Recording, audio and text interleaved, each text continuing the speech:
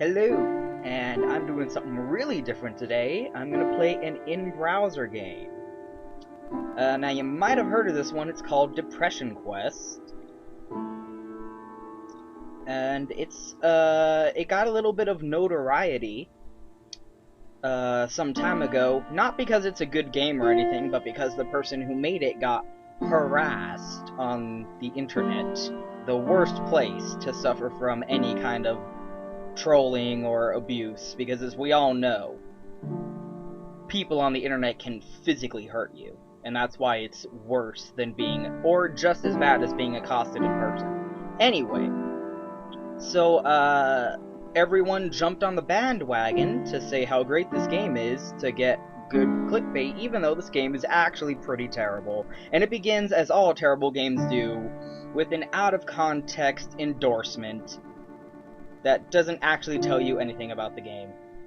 As you can tell by the mournful music and title, I guess, this is a game that's gonna make you feel bad. This game is about living with depression in a very literal way, except, as you will see as we go along, no. I also don't know what it thinks it means by literal, as opposed to figurative depression. Whatever.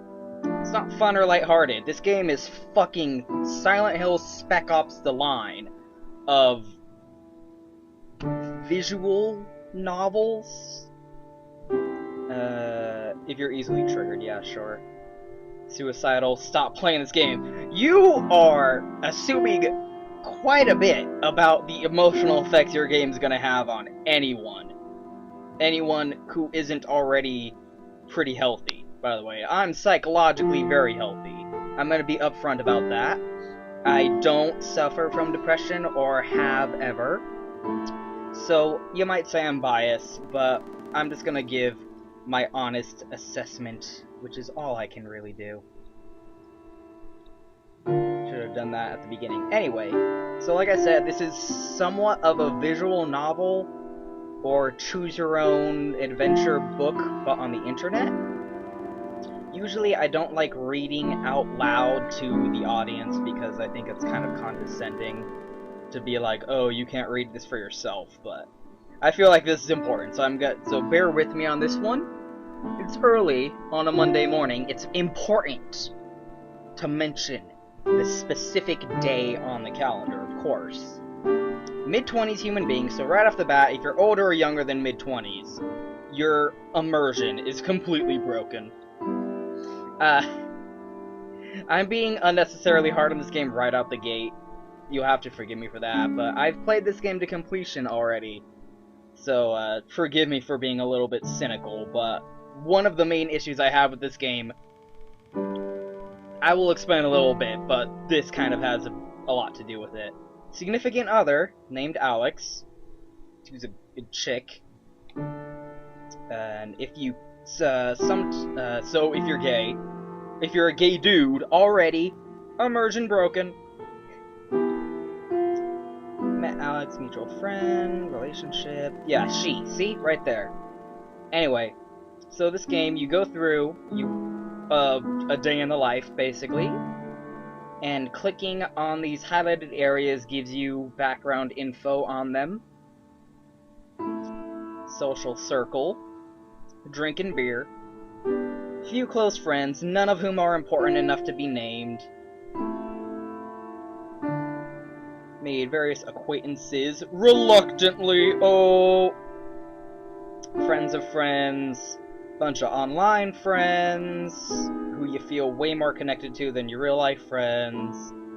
Incredibly nervous making new friends, gotta be dragged along. It stresses you the fuck out.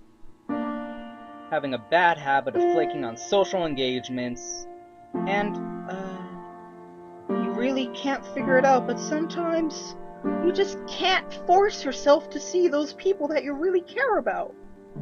Those that have stuck around long enough to be close with you understand that sometimes you just can't deal with it, and have seemed to more or less accept, even though they chide you for it on occasion.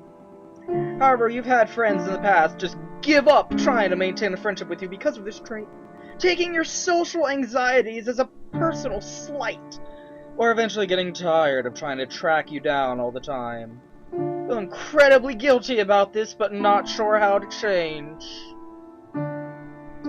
Day job. So again, if you're unemployed, immersion broken. You have a day job, a non-specific day job, like what is this, data entry? That I assume it's data entry. Started out receiving minimum wage, or stayed around long enough to make enough to support yourself. Point number 2 on the issues I have with this game, but again, I'll get into that later. Right now, we're just setting up this character's life. The work is dull and unrewarding. Oh, it's so hard. I'm sorry, I'm being mean. Okay. Hard time relating to your coworkers. They're just acquaintances you see at work. Just really hard to get up and go to work sometimes. How much longer can I keep this up? I'd really like to find another job. I'm so underqualified. Don't even bother sending out a resume. Just, I'm so underqualified, not even gonna bother. I don't want to go back to school, but, how would I support myself? The only time this game worries about financial situation is ever brought up. Okay. Parents are typical, they don't care about me and they're pushy, blah blah blah. You're one of the few people you know whose parents never got divorced. Again, if you're 50% of the population, cannot connect to this character in this game, because, yeah, the majority of people have non-divorced parents,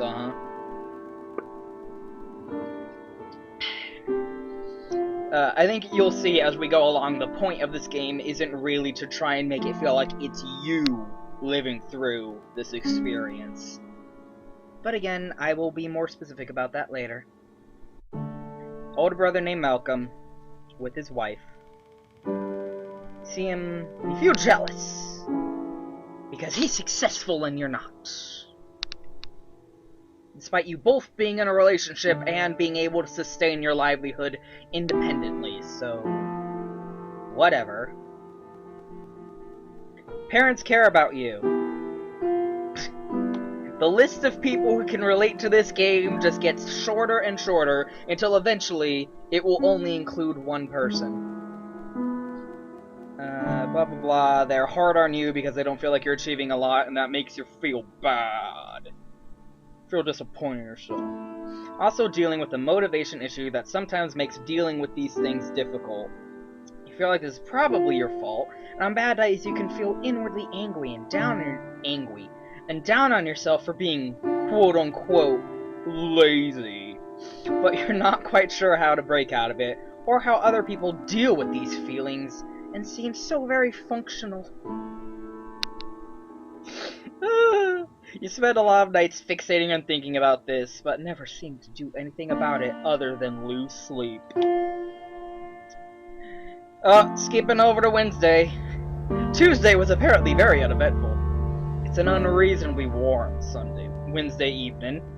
You spent the past several hours at work. The past week or so, you found your job motivation flagging more so than usual. You've been in a fog practically all day, simply going through the motions, without realizing even what you've been doing half the time, which of course obviously means the work you've been doing is impeccable, and you're at no risk of being fired for not really being up to par anytime soon.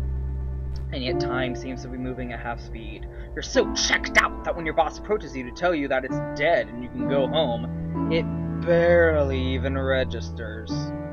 Where the fuck do you work? Why do you have a close-up of a keyboard? It sounds like you're working in the service industry or like at Walmart or a grocery store or something.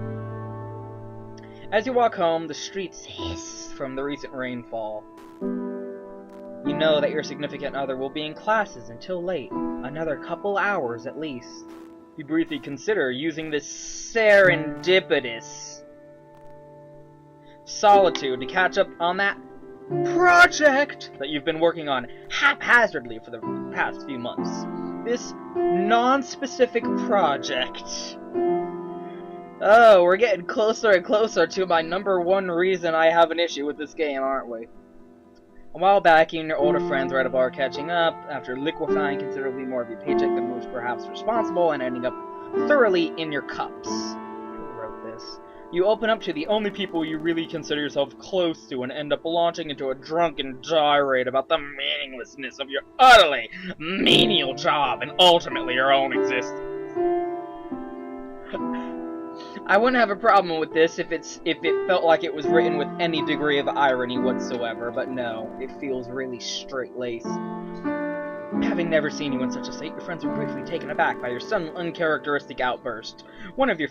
No one acts drunk when they're drunk. One of your friends suggested that you get involved with your hobby on a more regular long-term basis. What hobby? You didn't mention a hobby before this point. Suggesting that spending your energy on something you actually care about will help you better cope with the shittiness of your 9 to 5. Although you were embarrassed that you let your guard down and felt self-conscious at seeming to have single-handedly brought the mood down at the table, but you convinced yourself on the cab ride home that maybe it would be worth trying out. You began your project some months ago and have miraculously managed to keep at it. Fuck if I have any relation to that, sticking with something. Though your level of motivation and subsequent effort rises and falls considerably. While you were surprised when you started out at how good it felt to actually work on something you were passionate about, lately you found it hard to muster the energy to really care about even this. That reminds me of a good interview with Neil Gaiman, but I'll get to that later. By the time you're as soon as you think about the work that awaits at home, you feel a panic creeping in from the back of your brain, unbidden. All you can think about is how incredibly far behind you are, and the amount of work seems nothing less than insurmountable.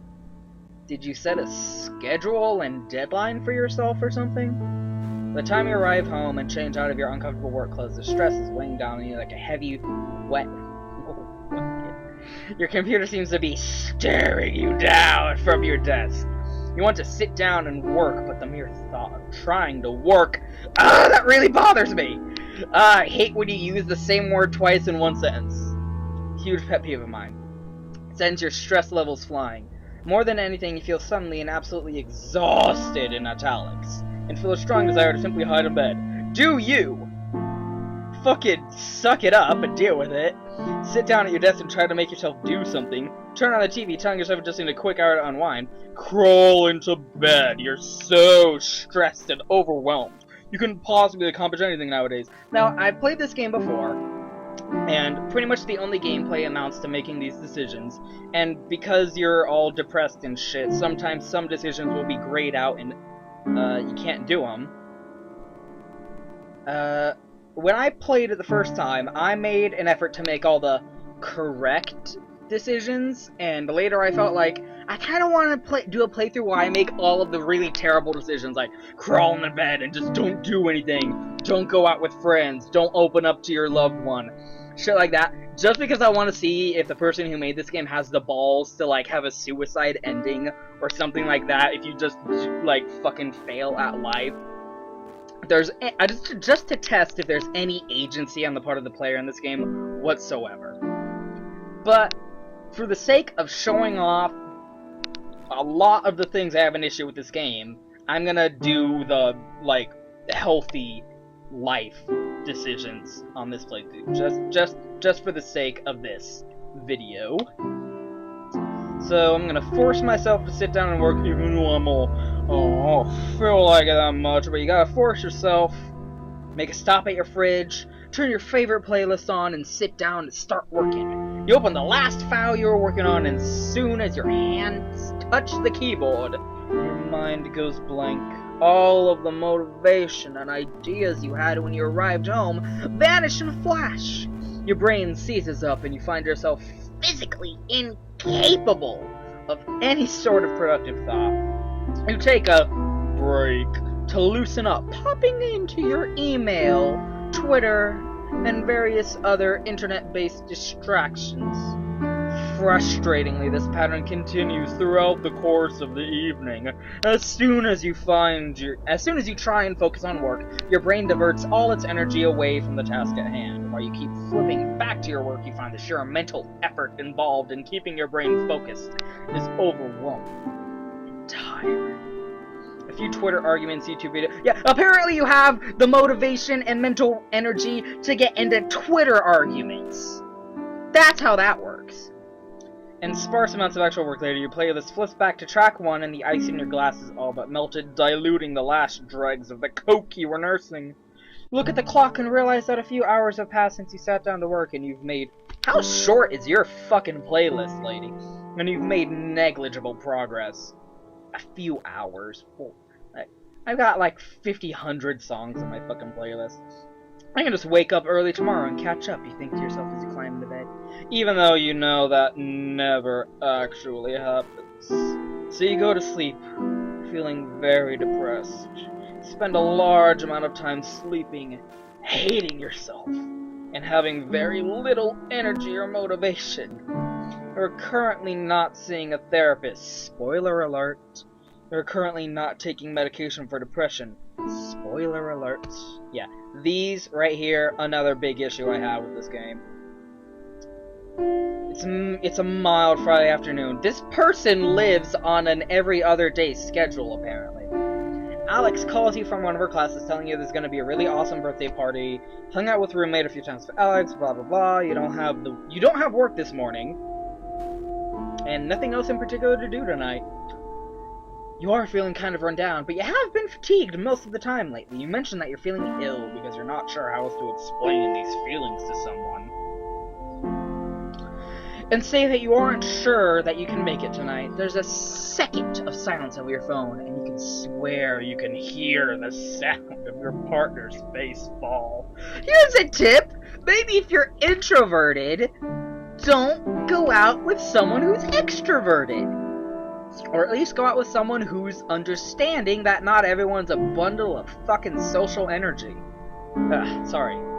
Nothing to do with the game, just a personal, issue of mine. Not wanting to go out isn't a sign of mental illness. Sometimes you just don't fucking feel like associating with human beings.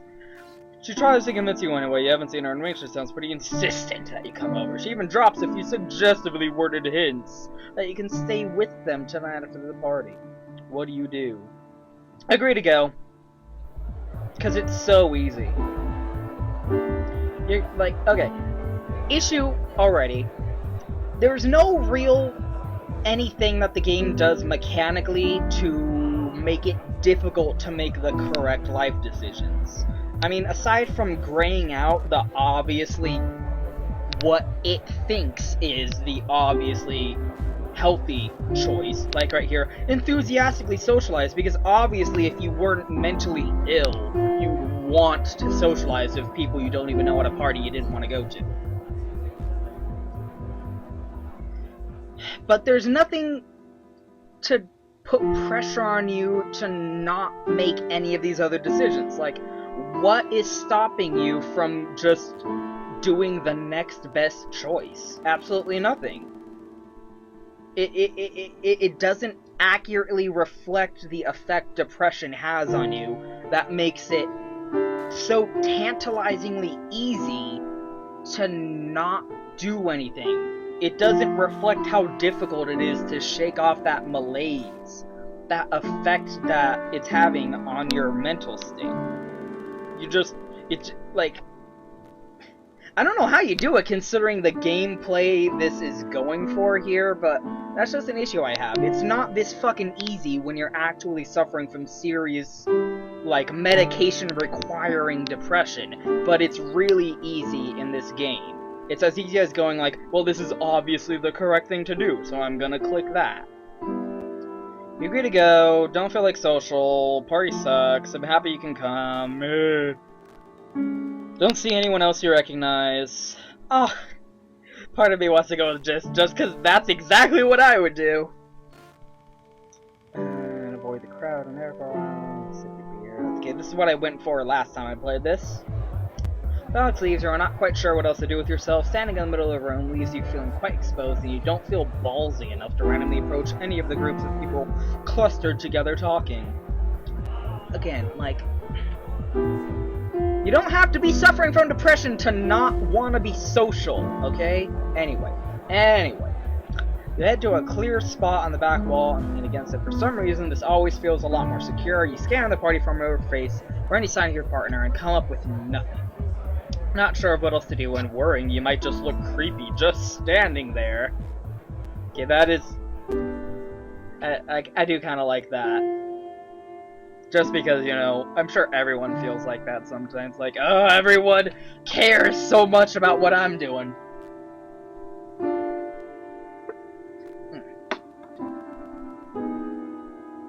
20 semi-tedious games of Bejeweled. Casual! Filthy casual. Your partner returns. You spend the rest of the night with Alex, occasionally being introduced to people and nodding along with group conversations, even if you don't participate that much. At the end of the night, you're falling asleep with your girlfriend in the crook of your arm. She thanks you again for coming. Half drunk, she confides that she thought you were going to flake out, and was pleasantly surprised you managed to come out. She says it lovingly, but you're not quite sure how to feel about that statement. It's a little afternoon on a muggy Saturday. This is going to be a long video, by the way. Your mother has come over for a surprise visit. Goody! Claiming loudly she doesn't get to see you enough that she's decided to invite herself over. As you converse, she walks around your place and you get the distinct impression that you're being inspected. Something tells me this character's supposed to be Jewish, but that just might be the fact that I'm a massive racist. So what's going on with you lately? She says in italics with no quotation marks around the statement. Taken aback by this left fielder. You tell her you're not sure what she means. She repeats the question, saying that you haven't seemed like yourself lately. She gestures to the dirty dishes piled in the sink and notes the fact you haven't called or visited in a while. This is so unlike you, the game doesn't take the effort to say. You resist your reticence.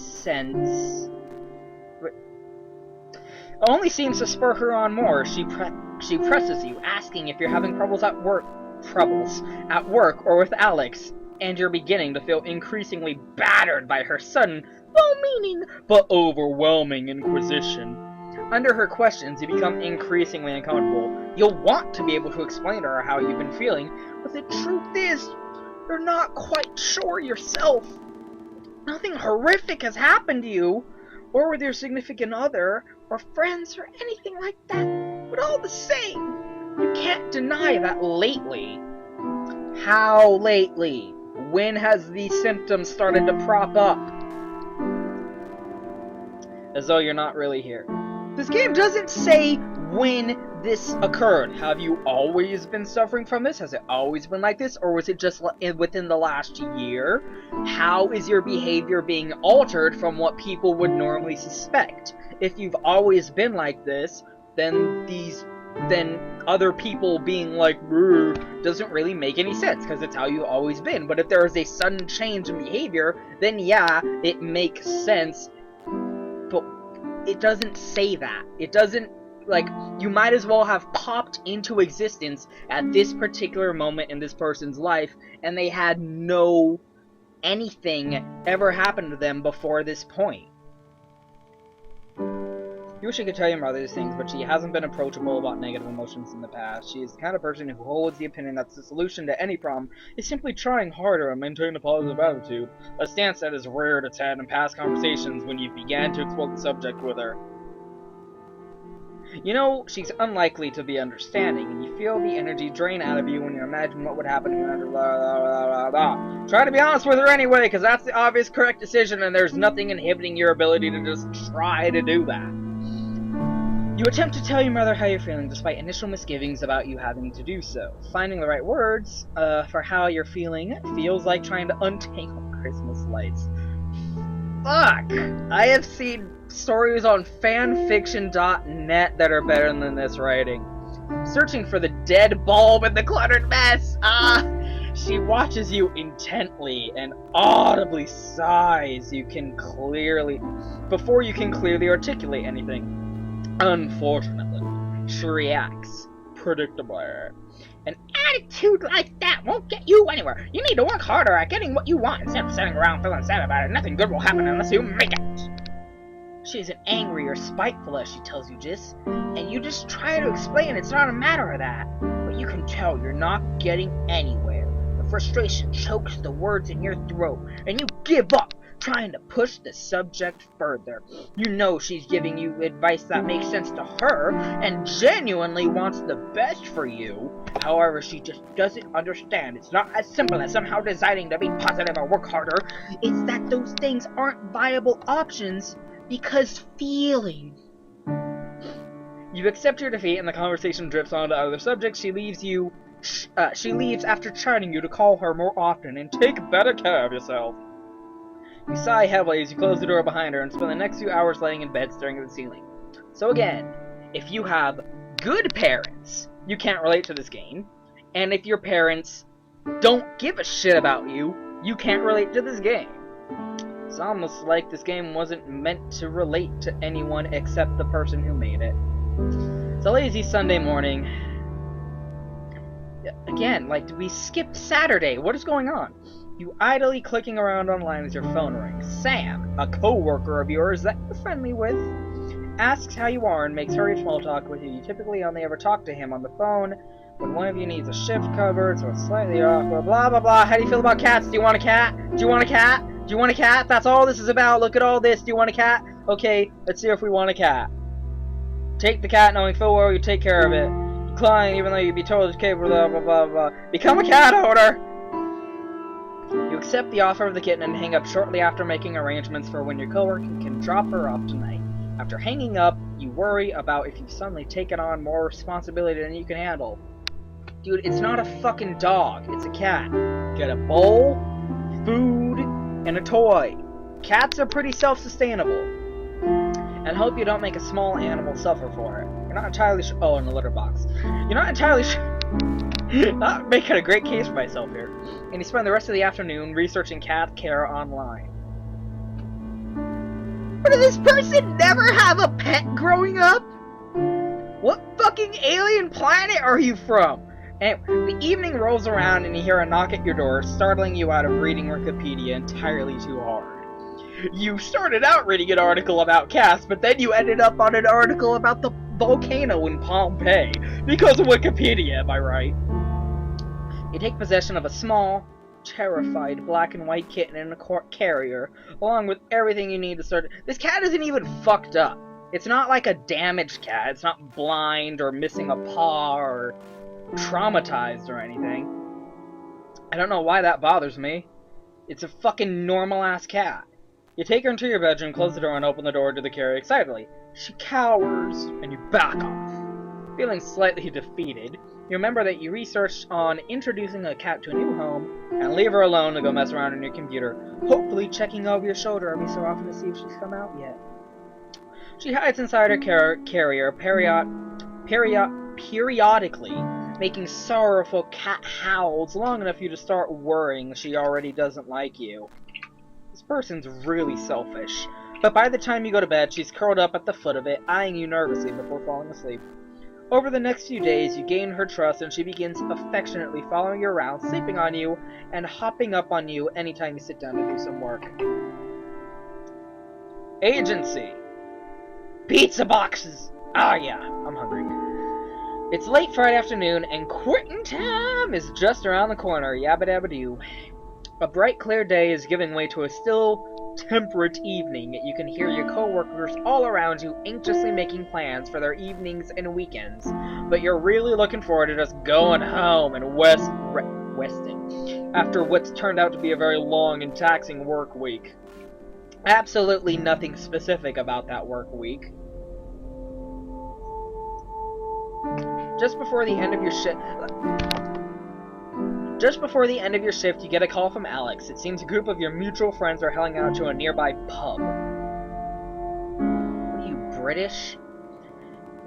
And they know you. They want you to come along. You tell her you're emotionally exhausted from the work week, and a social outing like that would just take too much out of you today.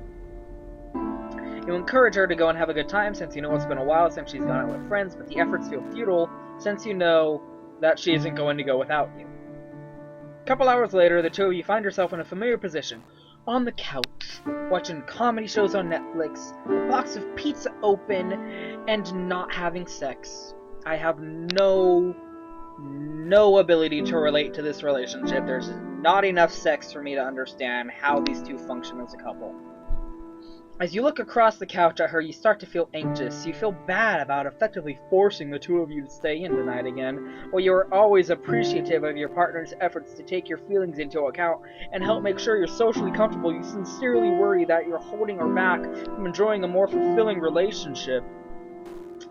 Because only someone who's suffering from chronic depression feels a little self-conscious about the fact they think the person they're in a relationship with could do better. Like, there's no real effort to make it clear how the depression is what's causing these feelings. There's nothing about this person's life so far that makes it feel like they are really suffering from clinical mental health issues. They seem perfectly fine, just a little introverted and kind of don't have a lot of self-confidence, but it's not like it's inhibiting their ability to function or contribute to society. Like, if the game wasn't telling you that they're suffering from depression thanks to this mournful music, you would have no way to know that they're suffering from depression. Look, this is absolutely essential, because without it, you would have no idea. Well, she does seem to enjoy spending time with you. Blah, blah, blah, blah, blah. She could do so much better than me. Ask Alex if she's happy with your relationship. Don't say anything. Okay, to me, this is way more the correct decision than this. Trust me, bugging the fuck out of the person you're in a relationship with about asking if they feel like you're good enough for them is not the good thing to do. This isn't really a choice either. Anyway, so I'm just not going to say anything, even though I'm convinced this game thinks that that's the bad decision. This is far from the first time you would... Again, those decisions are always ordered from healthiest to least healthy. They're not even switched up. It's not even like they all seem like viable choices and their order is changed from game to... That would be a good idea if this game randomized the order of the choices, didn't number them, and made it seem like any of them could be a valid choice. But no, they're always really obviously listed from most healthy, and you can't do it because you're suffering from depression, and least healthy, and will cause your life to spiral downwards into an out-of-control abyss of malaise and self-loathing.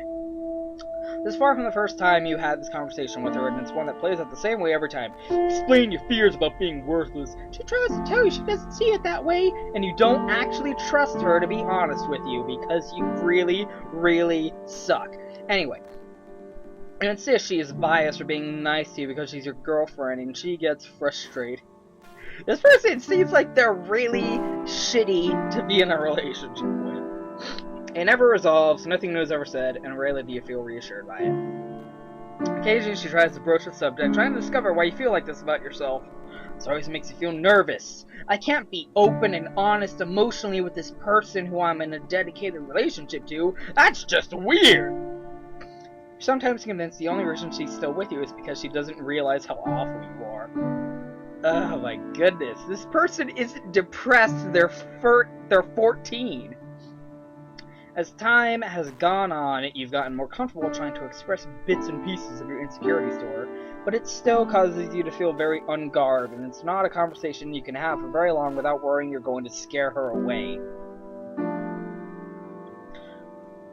The weight of an unspoken, unresolved issue in your relationship joins you in the room for a little while, but you dare not pick at it. It's a breezy Sunday afternoon. You know what else would help this game? A Persona-style calendar. Have a calendar that ticks down as you go along throughout the game. Like in Persona. And you can have the cycles of the moon and weather effects that will cause shadows to occur. And then you can shoot yourself in the head to summon magic.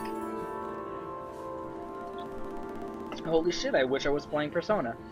You've allowed Amanda, an old friend from school that is in town for the weekend, to talk you into leaving the house for coffee and catch up. You meet her at a small cafe and talk about what you've been up to since you've last seen each other. We're not going to tell you, the player, any of that shit, because God forbid we let you know anything about this person's life. And you can't help but feel like they are a lot more accomplished and interested, blah, blah, blah, blah, blah, and nothing that really shows any signs of suffering from a mental inhibition. When it's your turn to brief them on your activities, you feel anxious and ashamed to give them very brief. Yeah, you feel boring. I'm bored right now.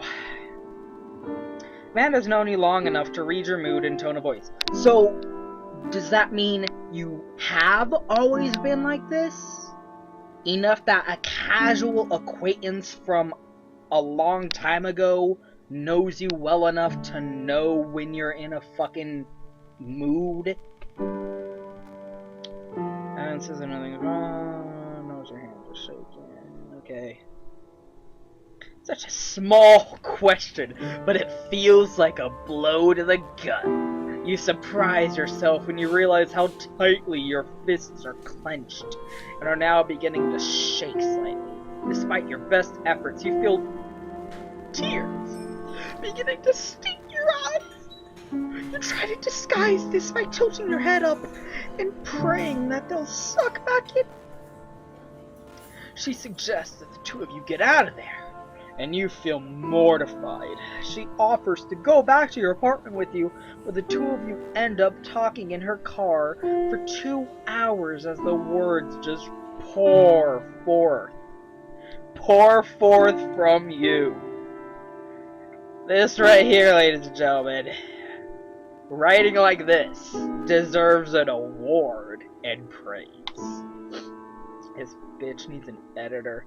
Amanda seems unsure of what to say at times, but she listens and rubs your back as you sob and talk. She asks if you've gone to a doctor about this, and you admit that you haven't.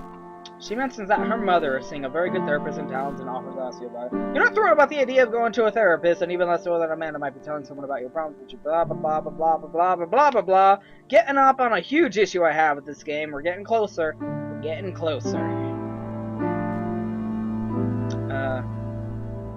It's a glaring Sunday morning.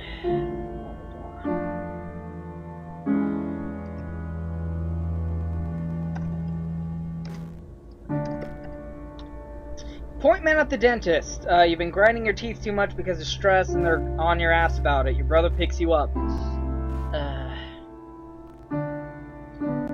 Yeah, your brother picks you up. Hop in the passenger seat and compliment him on his new ride. He mentions it's a perk of a promotion he's recently obtained at work. Oh my god, how upper middle class is this person? He starts telling you about how much more money he's making, how his career is really taking off, and how he's starting to look at houses with his wife soon. These are the whitest motherfuckers. Anyway, you clutch the bag containing the night guard in your hand. Ooh, I had a night guard once. I literally ripped it to shreds because I grinded too much when I used it. Anyway, clench your teeth. Crummy apartment. How long it's... Yeah, your crummy apartment. The only... Fuck you! Anyway, how it's been so long since you've been able to take a day off work without having to worry about making ends meet.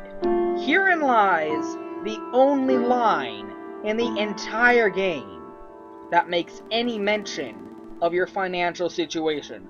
Outside of this line right here, it is never mentioned that you can't afford groceries, can't afford rent, can't afford gas or car repairs or anything like that. And I don't want to spoil anything, but you do eventually get a therapist, and it's never mentioned if it's taxing your income to pay for that therapist. Privileged much? Just putting that out there. He's only 2 years older than you, but it feels like he's eons ahead of you in every other aspect of your life. Sense of shame creeps over you. Be honest! Yay! I grind my teeth too much when I sleep. When you sleep, pussy. I grind my teeth all the fucking time. Oh yeah, italics, but this time there's quotes around the statement. Yeah, consistent. Deciding you don't really want to go into it, you don't think you tell him you don't think that's the case, and it's probably just a random thing. He doesn't pry further and instead begins reminiscing with you about the time you chipped a baby tooth because he accidentally knocked you over once. You go out for dinner and have a really lovely evening with this incredibly supportive and loving family member that you have, because you have an amazing support system. Oh my god, this is gold. You wonder if you're really fooling anyone into thinking you're a normal person, and then you wonder if your brother knows and is hanging out with you out of pity. Fucking cry me a river, you fucking privileged bitch. After he drops you back off at your apartment, you throw the Nari card out. You can't even stand looking at the thing. It's a dry Sunday morning. These descriptions! It's a mild Sunday morning. It's a dry Sunday morning. It's a wet Wednesday evening. It's a slightly morose afternoon delight. Anyway, you grab your morning coffee and scoot your rapidly growing kitten off your office chair. How much time is going by? And despite her protests, sit down at the desk to check your email. A new message pops up in your inbox. Do you not have a smartphone? It's from Amanda. You remember your meeting with her at the cafe and awkwardly bringing up your feelings to her. Awkwardly. That's how you describe literally having an emotional breakdown in her passenger side of her car. It was a little awkward. It's been a few weeks. Meant to get used sooner. Here's the therapist. Go see the therapist. Oh, here we go. This is amazing. If you're worried about money, don't be. You're one of the few that has a really they're one of the few that has a really good sliding scale fee system and won't charge you what you can't afford. So don't worry about the therapist being too much of a sink on your income. Don't worry about ever having to choose between going and affording your therapist section or buying food this week or any other financial stresses that this would place on any real mental issue sufferer in life. No. This is a therapist who's easily affordable for your non-specific financial situation. Boo!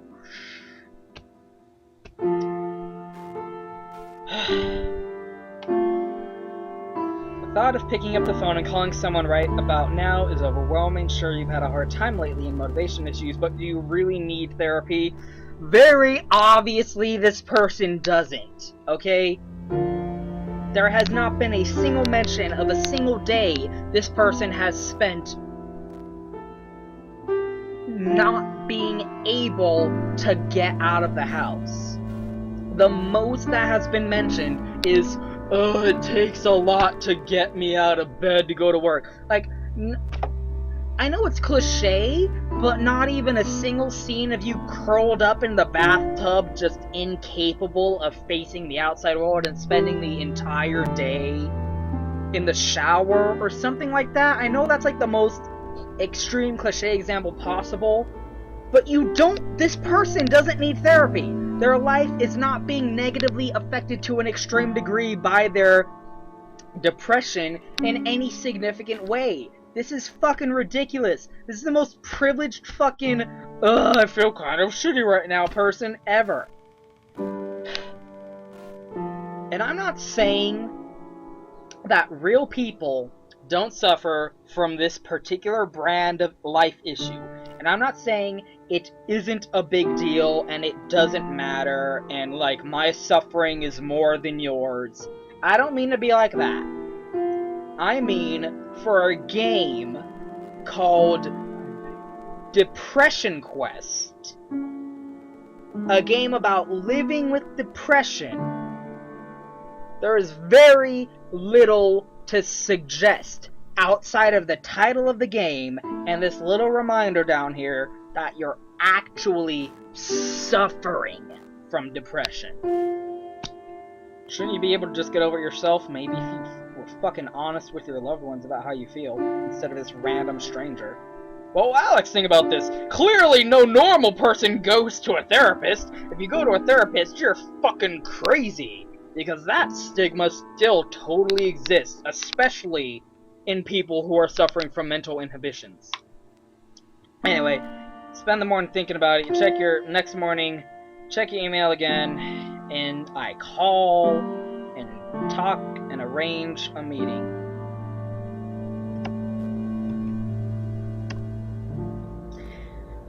Oh god, I'm losing my breath with how much energy I'm expending on this. You read through Amanda's email 2 or 3 times, and sit and stare at your computer for a while, while the memory of that uncomfortable conversation makes you feel newly embarrassed and self-conscious. Yeah, newly self-conscious. You've never felt self-conscious before this moment.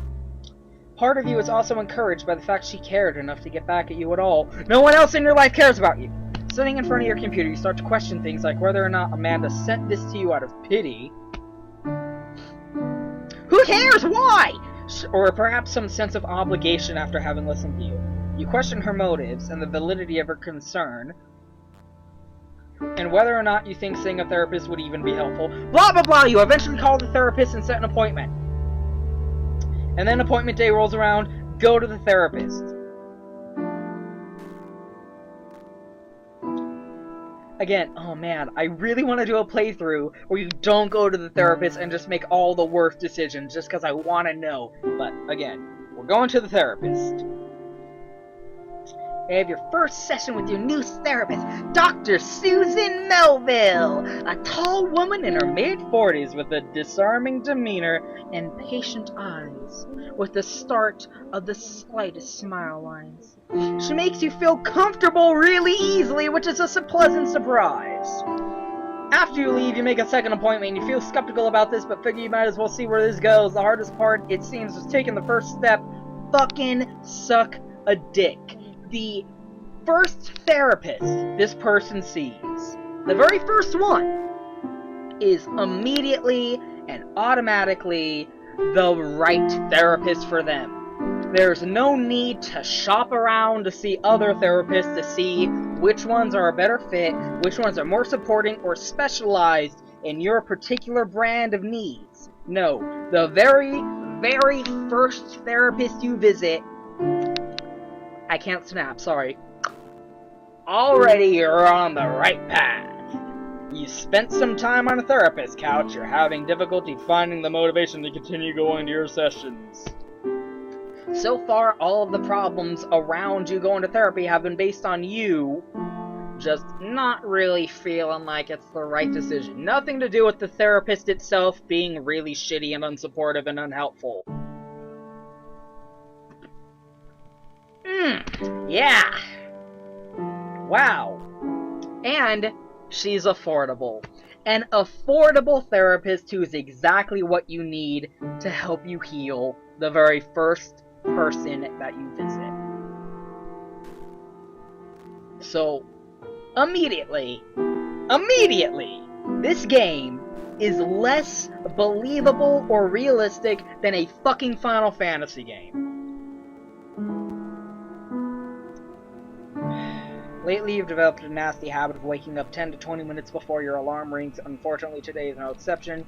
You'll be in bed, each minute ticking closer to wake-up time, sooner than you would like. Your alarm bell frantically past the snooze button. Well, today's kind of a shitty day. The simple task seems nothing short of... I don't even know how to pronounce this. Herculean. Why isn't Hercules capitalized? This word should be capitalized. After several snooze cycles, you decide you can't deal with work today. You're incapable of rousing yourself from bed, let alone going to work. The first time the depression has negatively affected this person's life is after they've started going to therapy. That cannot be intentional. I do not believe that that was done on purpose. That's too hilarious to be done on purpose.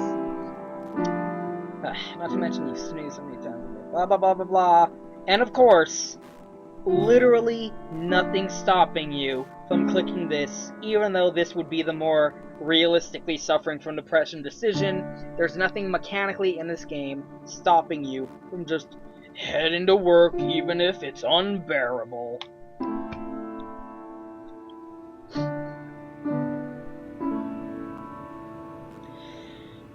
In spite of the fact your body's actively fighting you literally every step of the way, this game isn't a game! You somehow manage to drag yourself out of bed and make your way into work. Surprisingly, you end up being only about 5 minutes late and no one seems to notice or care. Though when you woke up, the simple act of being even physically present in your job seems impossible, you are surprised at your ability to push through the day. While you are far from enjoying or even coping with the dullness of your job today, you seem to have slipped into a trance-like state of automation, and time is nevertheless passing. Eventually, the end of the day rolls around and you head home, utterly exhausted, at the same time almost proud of yourself for having stuck it out. You see what I mean by the way this person's depression is not negatively affecting their life in any significant way? Name me a person who's suffering from the clinical depression in the world, who manages every workday to be a functioning, contributing member of their employment and has never had their boss come down on them for not being up to par or threatening to fire them because of their inability to contribute. Name me a single person, before or after therapy, who has not had any issues of that manner whatsoever.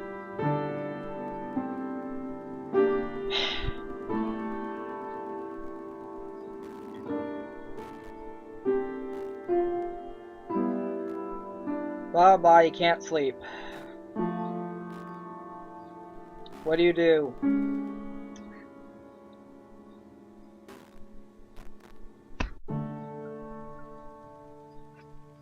I have nothing to say about this. That's fucking stupid. Go to computer.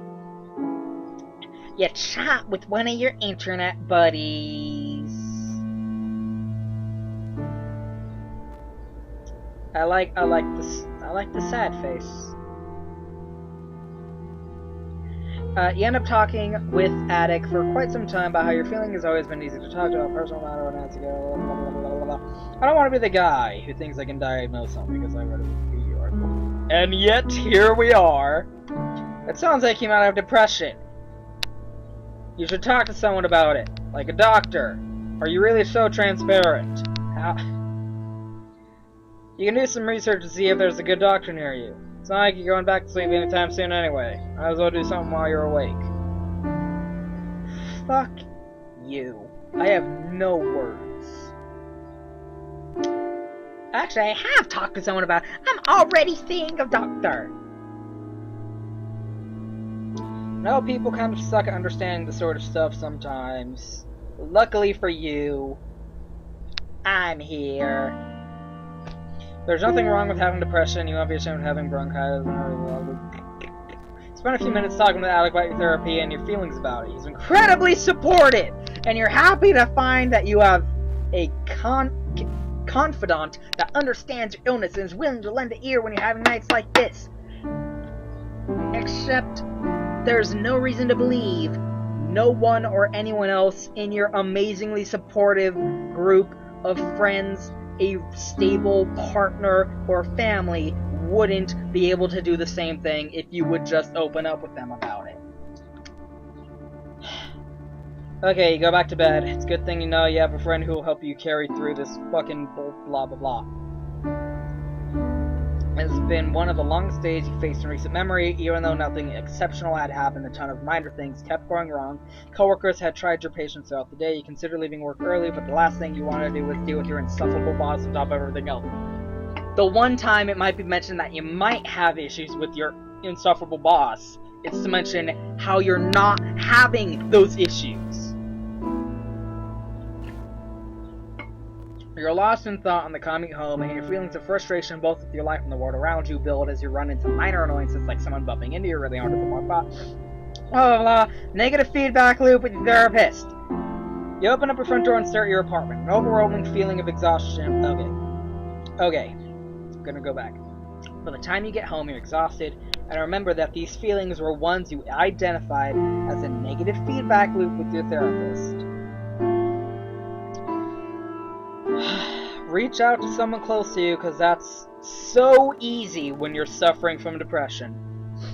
Your head feels too noisy and you need to trade it for some actual conversation. The therapist did say it was important to reach out to your support network, your massive support network. Your mother, Alex, Malcolm. Okay. I, personally, would talk to my significant other. But I'm gonna go with Malcolm.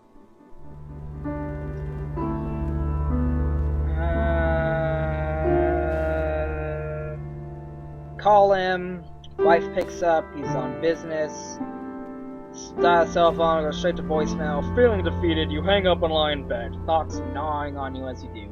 You feel selfish for trying to reach out to him while he's busy. He's always busy. He's an important person to so many people. You, on the other hand, are lying on your bed in a crappy apartment feeling sorry for yourself. Your thoughts turn to how if you were to vanish, you feel like no one would notice for days. When you did, there wouldn't be too many negative consequences for anyone. This is how I felt when I was 8 to 10 years old. Okay? Anyway. You're not in charge of anything important except for your cat, and you're distant from your friends who would even notice. Hey kiddo, sorry I missed your call. I was in a tunnel. How's it going?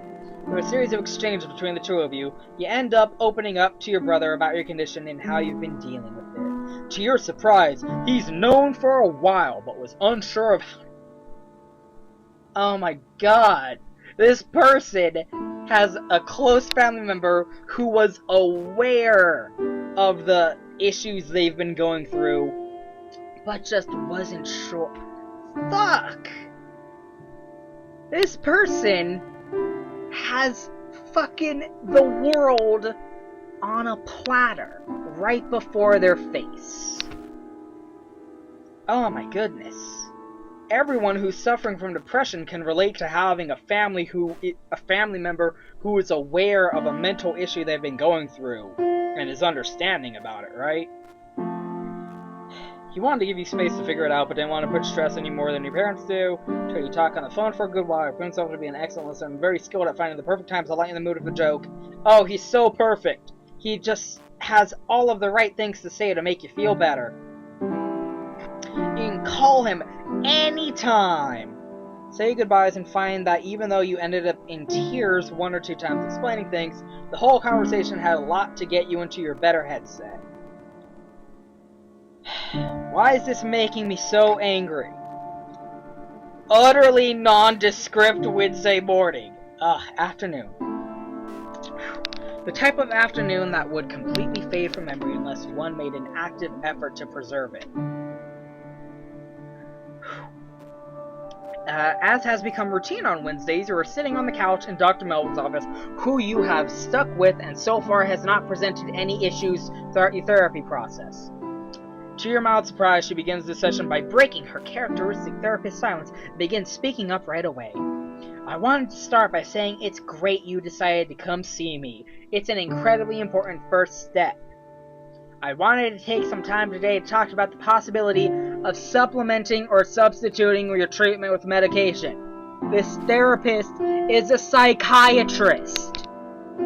This incredibly affordable therapist who was the perfect fit for you right out the gate is also a psychiatrist and is prescribing you with antidepressants.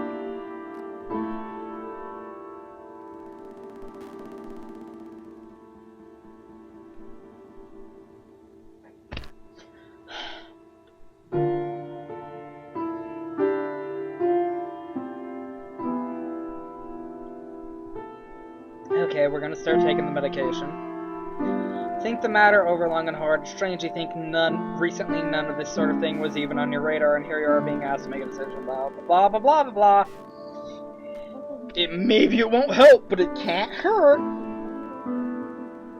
You like to try medication, you spend an hour and a half going over what you'll be taking, what you should expect from it. I'm pretty sure you had your fist clenched tightly.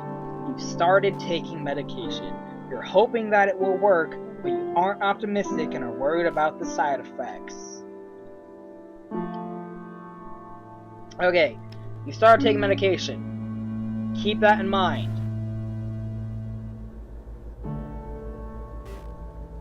Wednesday evening. Wow, no description? No mention of what kind of Wednesday evening it is? Okay, it's a whole week later at the very least. Okay, we skip immediately from you're in therapy being given medication to time to go visit your family at your hometown. The pacing of this game is flawless. Flawless pacing. Deserving of awards, this game. The usual blah blah blah, talk to people, fail to manifest your dreams, lost interest in what you wanted to do growing up. No one has changed their goals or plans for life as they've grown older. Really not sure what to do, you felt like you're lacking the ambition or drive. Everyone you've caught up with seems much happier than you, like they've gotten their lives all figured out. Brother arrives with his wife. Go have dinner with your family. He's been traveling for his job lately and you haven't seen him since the day he picked you up at the dentist. Your parents haven't seen him since before then. During dinner, they all catch up and Malcolm talks about the amazing things he's done on the road. Your mother turns to you and asks what you've been up to since you've seen him last. Oh, same old, you say. Nothing really new going on. Oh? Nothing new?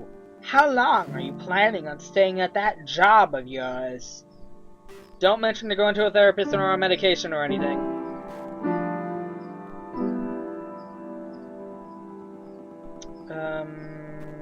Yeah, gonna be honest, because that's easy. Actually, you start sheepishly. I'm not really sure what I want to do right now. Your mom puts down her fork. Dramatic! So what? You're planning on living the way you do now for the rest of your life? How would you afford a house on that paycheck? How do you afford to go to a therapist and still be able to keep your crummy apartment on your paycheck? That's my question. What about kids? You're in a lesbian relationship, okay? You're not having kids. Yeah, lesbian relationship, because, and I've alluded to this before, but this game is very, very obviously about the person who made it, Zoe Quinn. It's not meant to be a general, like, blank slate, anyone playing it can insert themselves into the role. It is very, very clearly a self-insert pseudo-biography, and I bet a lot of it's fictional and made up, about Zoe Quinn's life. This is not meant to have anyone experience what it's like to have depression. It's about telling people how hard her life has been, even though she's incredibly, incredibly privileged and not suffering in any way, at least based on the choices I've been making. Again, I do want to do a playthrough where you make all the wrong decisions just to see if she has the balls to have a bad ending where you commit suicide or something like that, even though I highly doubt it. But just, like, that's a huge issue I have with this game. This game isn't about spreading awareness or imparting what it feels like to live with depression. It's about spreading awareness and imparting what it feels like to be Zoe fucking Quinn. And that's it. I know there's a game, I forget what it's called, where you play as a kid who has autism walking through a playground.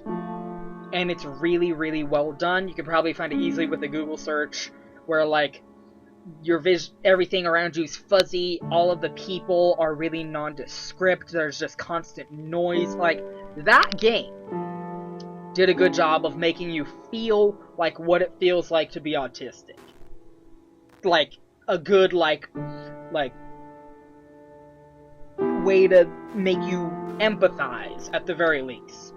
This does not do that with depression. This just makes you go, oh, poor Zoe, her life's so hard, even though Holy shit, this bitch has a better life than I do. And I'm not even suffering from depression. Oh my god. Okay, your mom's a bitch, the rest of your family's nice, emotionally exhaust you, you fucking go home. It's a rainy night. Let's not be specific about what night it is this time. You're spending the night with Alex. The call while you were at home the call came while you were at home after a day of dealing with abnormally frustrating people. You spent the afternoon trying to unwind and get some work on your project done. Your project? Gee, I wonder what project Zoe Quinn has been working on. Could it be this game? Now, Alex called and interrupted one of your try to make progress, get frustrated at not making progress, have a hard time making progress. This needs hyphens. You need hyphens. You need hyphens between every word here to make this sentence make sense. You knock on her door. On the third knock, you hear her voice call from the apartment to you to come in. Across the threshold, dripping with rain, managed to make out Alex emerging from the hallway, clad in what looks to be a robe with the bare skin of her legs peering out underneath. Why don't you come in and warm up? For some reason, this dialogue isn't in italics. She asks in her designated, slightly cheesy, sexy voice.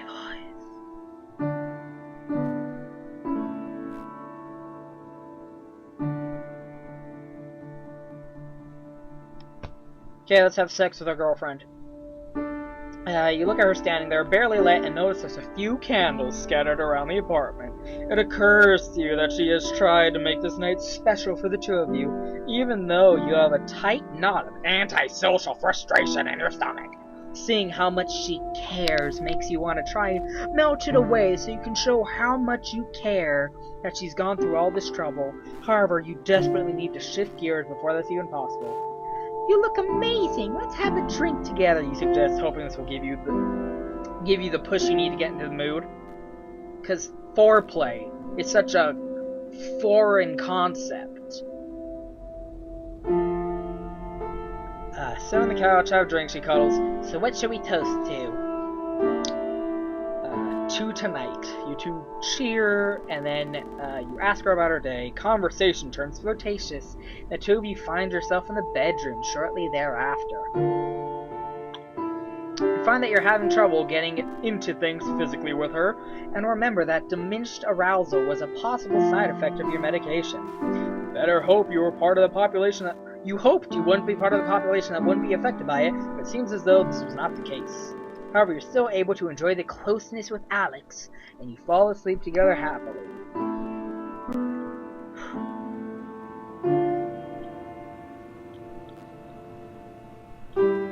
Trudge home from your job.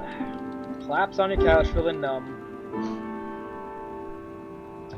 Certainly not your dream job. You've always just sort of stuck it out of necessity before, but it's become increasingly difficult to do that in a completely non-specific way, that you couldn't even begin to imagine what else you could do.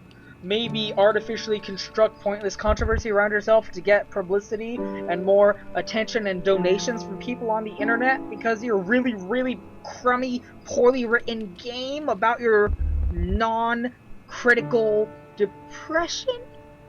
Am I laying it on too thick? I apologize. Okay, what do? Try and be productive on your efforts, look for classes. Get proactive, polish off your resume. Oh my god, I don't care how badly she thinks her depression is, it's not bad enough that only now does the idea of sending out resumes suddenly occur to her, okay? And it's still grayed out! I can't send out resumes! Anyway.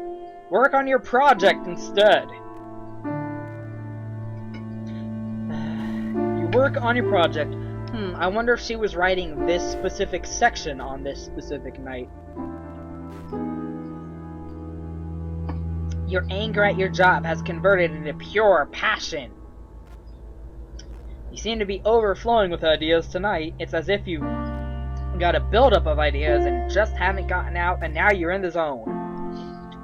I wonder if this still happens regardless of whether or not you went to therapy. Oh my god, look at this. Your medication is helping to keep the edge off, and keep some of the darker, more negative feedback loops from being as prevalent. These are changing. You're getting healthier. You're getting healthier.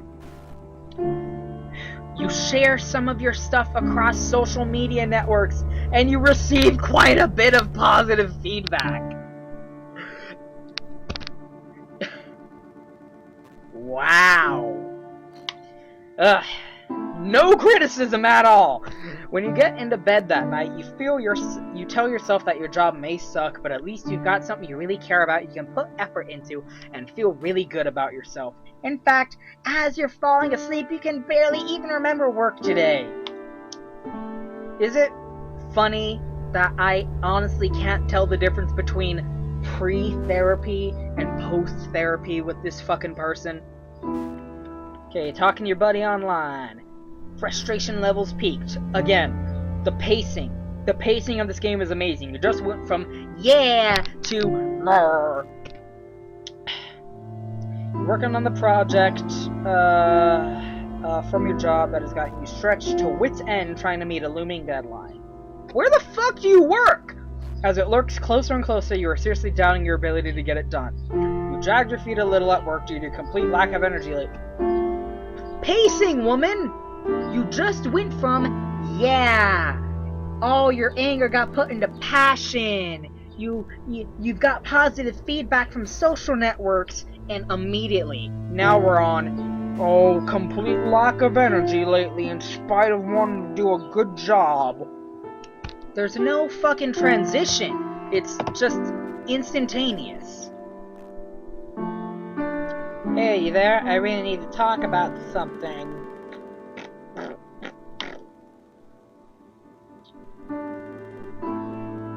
Okay, you talk to your buddy. For once, you're the one who's a support system for someone else. For once. Thank God, I was almost under the impression that you were the only person in the world who has issues or something. Give him space to rant, to cry, and most importantly, to be able to voice his inner turmoil. You give him your full attention. Oh, he got cheated on. And talk to him about what his options are for what he does next. You keep him from doing something rash. Yes, you feeling more healthy leads to you being able to be a great support system for someone else. Because when you suffer depression, it's the easiest thing in the world to put someone else's pain before yours. Right? Right? Can I get support from anyone on that one? Yeah? Okay. So you decide it's best for him to sleep on it before doing anything. Exhausted, he departs for bed, and you don't hear from him again until finding a news article from the town he lives in talking about someone going on a murderous rampage. You close the I am window and you feel horribly sorry for your friend, but happy you were able to help. Yeah, I'm such a good person. Serves as a tangible reminder to you that you're capable of being useful to someone. Is this person a sociopath? They can only articulate other people's issues in how those issues make them feel better. That's, like, psychotic. Anyway.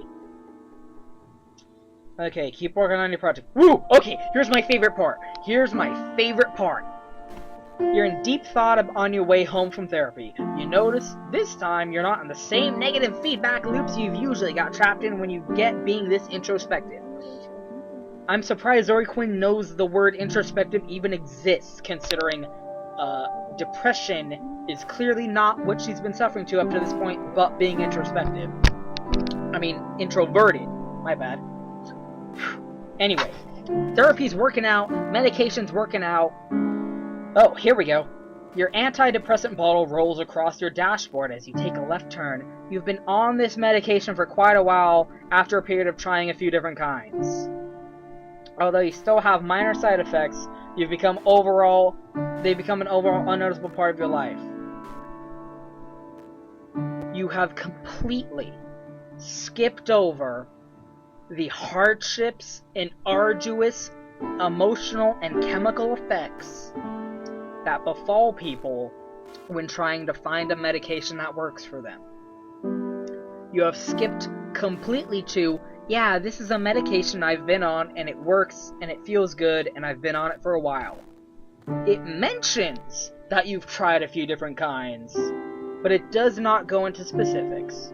It does not mention how, a lot of the time, the overwhelming majority of the time, it takes months, at minimum, to find a good fitting medication.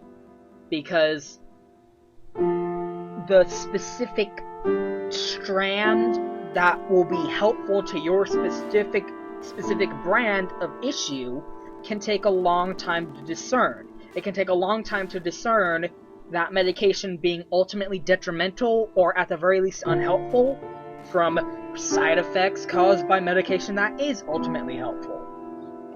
You have completely skipped over literally months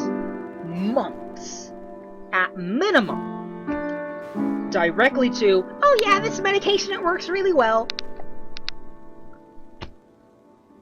This game is not set in any version of reality that people who actually suffer from mental issues have to go through.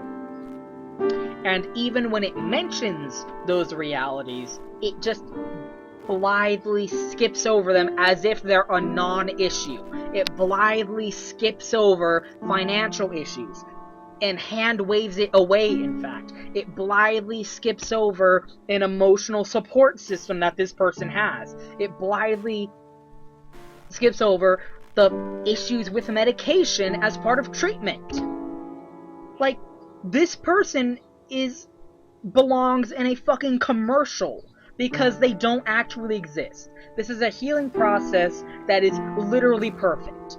Literally perfect. Not a single hiccup or speed bump in this person's emotional, mental, or chemical healing from their depression. This is not how it works for the vast, vast majority of people.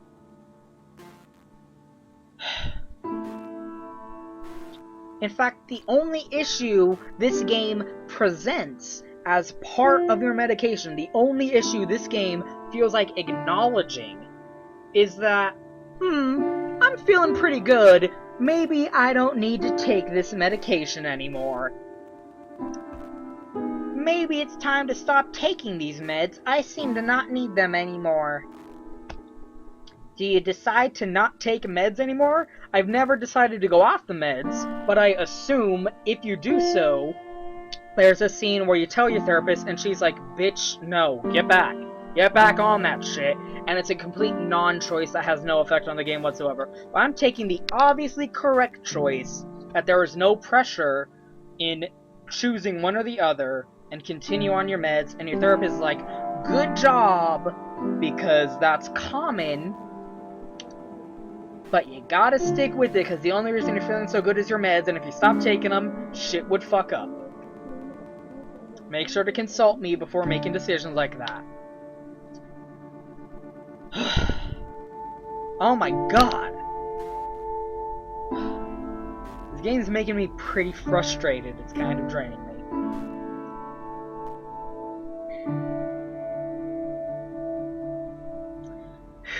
Okay. So, in another absurd display of pacing issues, we skip from that positive development directly to again. Alex's apartment, wide awake in bed, she's sleeping peacefully. You've been laying up, unable to sleep. It's kind of tense between the night. You arrived after a stressful day of work. As you made dinner, together, you barely said a word. You were stuck in your own head. She told you she could tell you were in one of your moods, and said she wouldn't push you, but missed talking to you as the two of you sat on the couch together. You wanted to tell her how much you love her, but you couldn't make the words come out right and ended up sounding defensive instead. As you lay there next to her now, your fingers trace over her arm just slightly enough to not wake her. You still haven't explained your depression to her for some reason, or how you've started seeing a therapist, or that you've been taking medication.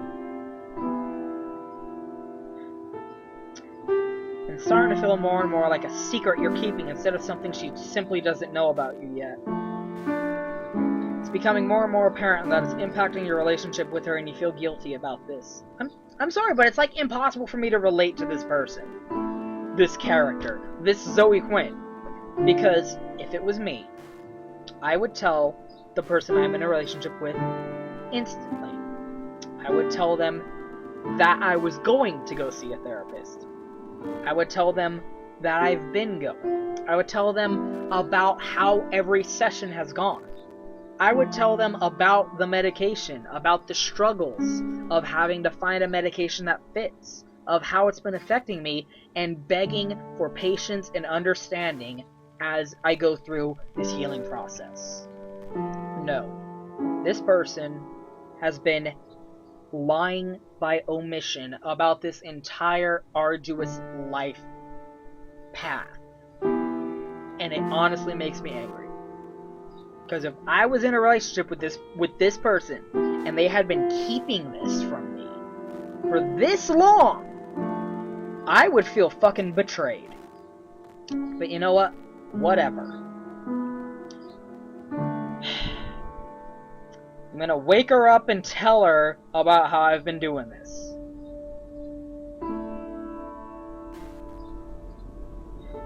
Are you okay? No, I'm not okay. She sits up, rubs the sleep out of her eyes. For the rest of the night, you lay side by side, holding hands as you tell her everything. You tell her how it's more than just feeling sad sometimes, how you feel trapped by your own mind sometimes. Why don't you just tell her you're suffering from depression?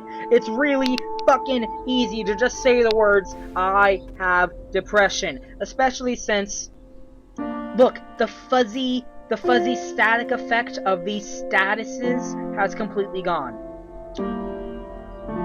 Because you're all fucking healed emotionally, yay! The white noise behind these has gone. I don't know if you've noticed it, but up until now, they've always been fuzzy and white noise, and it's like when you turn on the TV and it's got that white noise channel on, but now it's clear. You're definitely still depressed, but you're getting better. Whatever you're doing seems to be working. Taking steps to affect a positive change in your life. Like, why are you treating her like a fucking baby who's never heard of the concept of depression before? Just say the words, I have depression and have been going through these steps. You tell her how you started going to therapy, how you feel embarrassed about it, how it's working out for you. She listens the entire time, occasionally asking questions about She squeezes your hand and tells you she understands and that she's sad you didn't tell her sooner, you fucking insensitive, selfish asshole. After laying silent for a moment, the weight of what you did hits you. You desperately want to tell her, you want her to say something and to tell you how she's feeling about all this, but you're too afraid of what the answer would be. You start convincing yourself that now she knows everything, she's going to leave. There's no way someone could deal with how you really are. So how can I help? What do you want me to do? Italicized with a quote here, a quotation mark here, but no quote at the end of the statement. This bitch did not have anyone proofread this. You think for a second, and the answer fills up with despair. I honestly don't know. I wish I knew how to fix this, but I don't know that you can do anything. I think it's something I just have to live with. She looks up at you with sad eyes for kissing you on the forehead. Then I'll live with it with you. I don't know how you could possibly love me. She rolls over and wraps her arms around your neck, setting her head on top of yours. You don't need to. Just know that I do. There are not enough jerk-off motions in the world for this game. Friday night, you're lying on the bed feeling pathetic. I've said it too many times, so I'm just gonna let it go this time. Obviously, we've accepted the fact that this game does not know how to pace itself properly, so let's just move on. Coworkers ask you want to go out for drinks. Fuck you. I ain't going. You have a habit of doing this. You've often so convinced, like... Okay, another issue here. This game treats being social and extroverted as the norm, and antisocial introvertedness as an effect of depression. Fuck you. You have a habit of doing this. You're often so convinced that you're weird and terrible that any invitation to hang out will end in disappointment for those inviting you. You feel like you know how to act in group outings. You feel like a total... You never feel like you know what to do. You feel like a total creep since it comes so naturally to anyone who isn't you. You find yourself petrified of breaking some unknown social rule that you don't often go out. Now, however, you find yourself alone at home, your brain has begun telling you how pathetic and sad you are for being unable to just be a normal person and go out with nice people. You can't figure out why you can't just go out and meet people and enjoy yourself. At the same time, you're feeling like no one would possibly want to hang out with you if they really knew you, because you're so dull and weird anyway. You know, reading this out loud makes it really clear that when Zoe was writing this, she never read it out loud to find out how really badly structured and weird these sentences and statements and paragraphs are, because they really don't feel right in an English-speaking mouth, you know? Like, it just feels so incredibly poorly written. You try your typical strategy and boot up Netflix to distract yourself from these feelings, but frustration with yourself builds, and you realize you have to do something else with your mind. Anything else to take your mind. Let's talk to Alec, because I want to see if he fucking went on a murderous rampage after he got cheated on. Talk with Attic. He's great. No update on how he's doing. Again, his entire existence self-reflects back on how you're dealing with your issues. Everyone else is living a perfect, untainted life, and if they do have something to deal with, it only matters in how it reflects back into your feelings about yourself.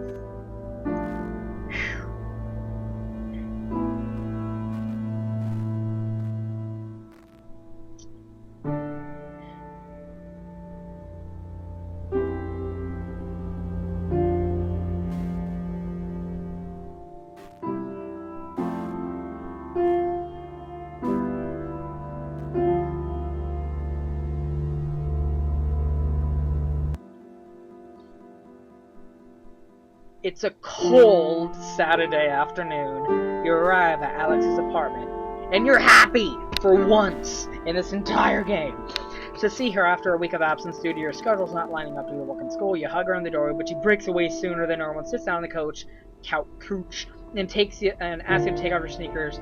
Something I was hoping we could talk about. It's nothing bad, I promise. I hope this doesn't freak you out, but if you feel like things are going too fast, just tell me. We seem to have a lot of weeks like this, and they really suck. I was thinking I'd ask, since things are so strong with us, what are your thoughts on maybe moving in together? Ah! You know, that brings up an interesting point. It's been mentioned that Alex lives with roommates. And you know, people usually live with roommates in order to help pool a multitude of incomes together in order to afford rent. You, on the other hand, from all outward appearances, seem to have been living alone. You, the character in this game, is so well off financially that you are able to live independently in an apartment by yourself, while your significant other has been living with roommates this whole time. And now she's asking you to move in together. This game treats financial independence as a complete non-issue, and it bothers me. Yes, I want to move in. This is stupid. You're worried that if Alex were to live with you, she wouldn't be able to deal with your days of being unable to get out of bed, or nights where you can do nothing but stare at the wall and panic. Not that we've shown any of those days or nights. Not that this game has taken the time or effort to just waste an entire page like this to say you do nothing and freak out and there's nothing you can do about it. Even though you've discussed the situation with her, you still fear she doesn't understand the depths of how bad it gets.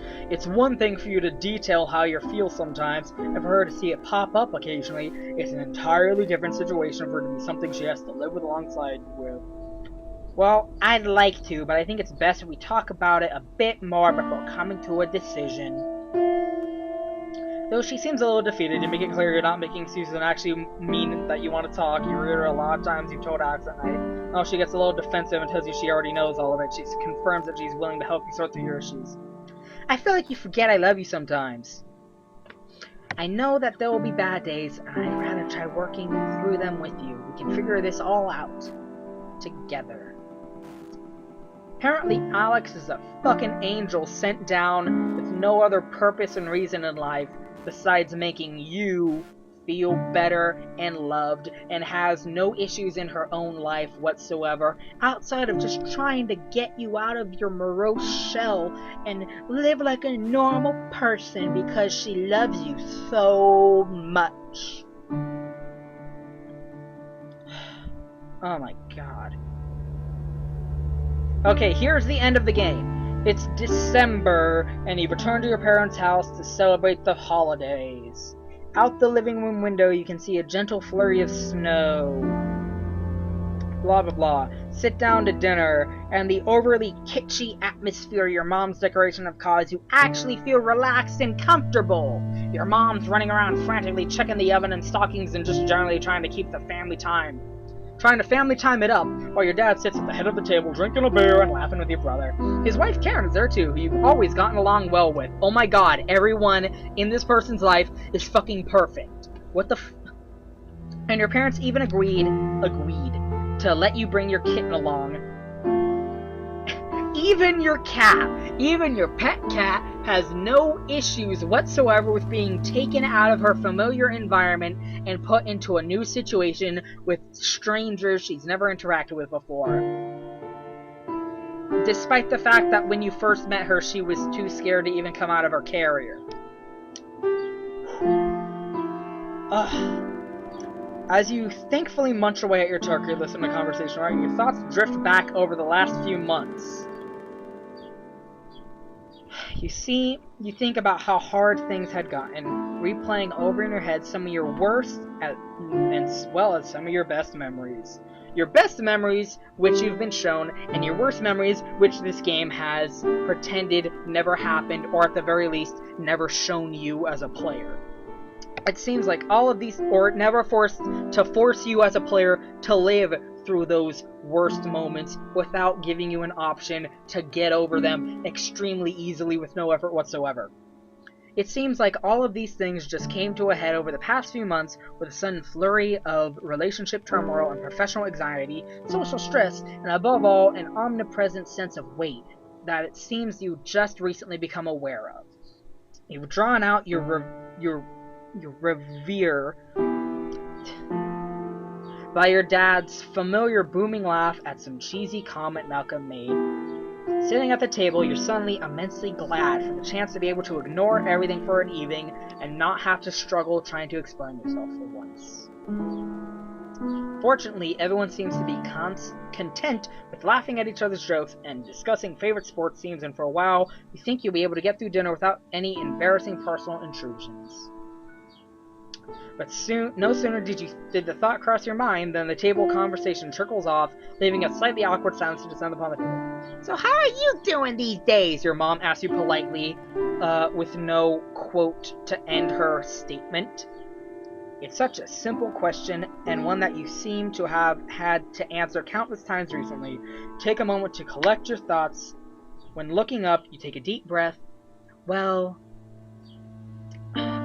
too long did not read.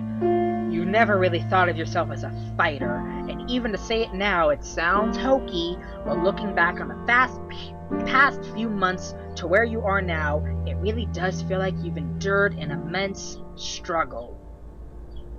An entirely non-physical, non-financial struggle. Only a purely emotional one, wherein you have an immense, vast, dedicated support system to help you get through it. How could you have... you're such an inspiration, Zoe. And look at where you are now with a sense of something that isn't quite pride. You still hate your job and find it unpleasant, but you're surprised that going into work every day is no longer a monumental challenge. You started adopting some clever techniques, like taking short 2-minute breaks every hour to break up the monotony, and you now view your job as just 8 short hours every day, a compartmentalization technique Dr. Melville told you about that you've found actually works quite well. You know this job isn't what you want to do for the rest of your life, and you've stayed actively looking for other positions. Stayed! Implying you ever started, which this game has never taken the effort to tell you. Even attending a few preliminary interviews. Don't mention them, game, please. You've started making effort to go out with your friends more. The social scene still makes you feel uncomfortable sometimes. You're more and more able to let yourself just enjoy the company of your friends. In fact, your relationship with many of them has increased over the past little while. You still definitely have days where you flake out or don't feel like hanging out, but for the most part, your friends are understanding and appreciate your communication. By far, the biggest change you've noticed in your life has been in your relationship with Alex. You moved in together. It's awesome. Cat. Dr. Melville commented on how well you seem to be doing, and whether a result of the therapy, the medication, or both, you can't help but agree. And all that seems to be, and with all that seems to have improved recently, it's sometimes difficult for you to think about the fact you still have bad days, sometimes even really bad days. They serve as a stark reminder of the fact that this will be something you likely have to deal with for the rest of your life. Depression is a battle, and though you're certainly ahead in the fight, you know the battle isn't even over yet. Using battle twice in one sentence. Sometimes even Alex can tell when things are going rough, despite your best efforts to the contrary. While you know your depression can never be cured, you have a very strong support network. No fucking shit. You accept that though the road may be rocky, it is the very least not solitary. You meet your mom's gaze from across the table and muster up a smile. I'm good, Mom. No quotation mark. She says nothing, but you can feel her smile from across the room. Let's end it with a really shitty PSA. We really want to thank you for taking the time to play Depression Quest. I have become depressed with the state of this industry that this game has gotten so much acclaim, despite being a poorly written, unimmersive mess. We realize it may not be the most enjoyable game you've ever played, for reasons outside of what you think they are, game. For reasons outside of what you think. Like Depression itself, Depression Quest does not have an end, really, despite the fact it totally had an end. There's no neat resolution to Depression, except that was totally a neat resolution to the narrative up to this point. It is important to us that Depression Quest's own resolution reflects that. You failed! Instead of a tidy ending, which it totally had, we want to just provide a series of outlooks to take moving forward. After all, that's all we can really do with Depression, just keep moving forward. And at the end of the day, it's our outlook and support for people just like you that makes it all the difference in the world. Thanks again. So, that was Depression Quest, and I hope through my rantings, I have been able to properly communicate the issues I've had with this game, and more importantly, the issues I've had with the way it has taken off and gained such popularity, for lack of a better word. I find this game is not as good as it thinks it is. I find this game does a very poor job of making you, the player, actually feel what it's like to suffer from clinical depression. For the first half of the game, when it's still trying to establish that you're suffering from depression, I don't feel like the symptoms it describes are signs of depression. It doesn't do a good enough job of making it clear this effect depression is having on the character's life is caused by depression. And again, it seems to take the stance that the norm is to be social and outgoing, and it's only because you're suffering that you feel introverted and averse to social interactions and situations. I'm not gonna say I'm offended by that, but it does bother me. I feel like this game would be improved by a lot of simple steps. I've been angry, I've been shouty, I've been insulting, I admit that, but ultimately I want to be constructive as well. I feel this game would benefit a lot from a calendar system. Not a time limit, just a clear documentation of the passage of time throughout the narrative. Perhaps, I get the impression that this game starts out, say, in June or July, and very clearly ends on Christmas. So, just have a calendar charting through the months that the game takes place in, and I feel like that would have a very helpful effect in showing the development your treatment is going through this game as you heal. I feel like the game would benefit a lot from trying to have more effect on your ability to make decisions, because, as I've said before, there's nothing stopping you from taking the obviously what this game thinks is healthy life decision. There's no difficulty in just choosing to, I'm just gonna muster up the energy and get out there and go to work. When, if you're suffering from depression, that can feel impossible. And there's no real anything this game does to make it feel impossible. I feel like the game needs to highlight really bad days. I feel like the only time this game puts focus on this character's life is when it's a situation that starts out shitty, but gives you an obvious and easy way to get over it or improve or put yourself on the right path. It would help a lot to put the player in the mindset of the character suffering from depression, to actually force them to go through those days where they're just fucked mentally and are incapable of getting over it. Because that is a reality of depression. And it mentions that. It mentions, you've had bad days. You've had really bad days. But it doesn't make it feel real. And that's a big issue, I think. It doesn't... this game should make an effort to explain when these symptoms of depression started cropping up in the character's life. Did they suddenly occur after a certain point, or has it been something you've been living with to lesser or greater degrees throughout your entire life? How has it affected you up to this point? You can't just take a slice out of this person's life and be able to hold it up and really see how this depression is affecting them. Because, as I said, it doesn't feel like depression is affecting them. So, the game has promise, I think. The game can do a lot of good.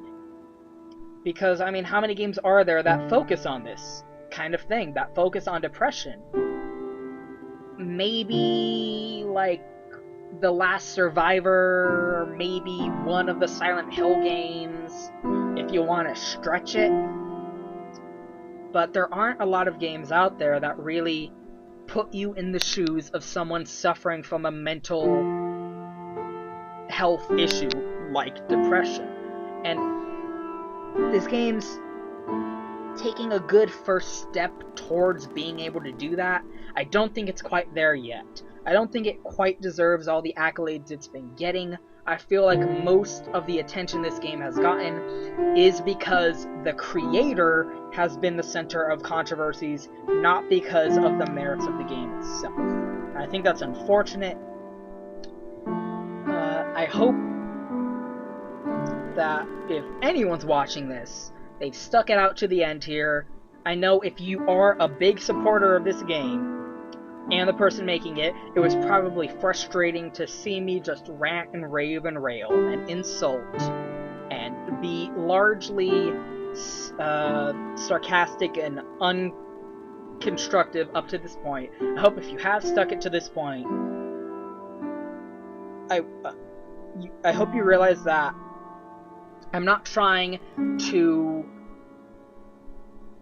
say no. I'm not trying to say stop, this game is bad and you should stop making it. I want Zoe Quinn and the rest of her team to make this game better, because it can be better. I want you to keep creating, keep improving. This game has helped people. It can help even more if you just make it a little bit better. That's all. That's all. Thank you for sticking it out with me here. I know it's been a long video. I try to be entertaining, but mostly I'm just being honest with how I feel. Hope it's been worth a watch with that in mind. Thank you for sticking around. See you next time.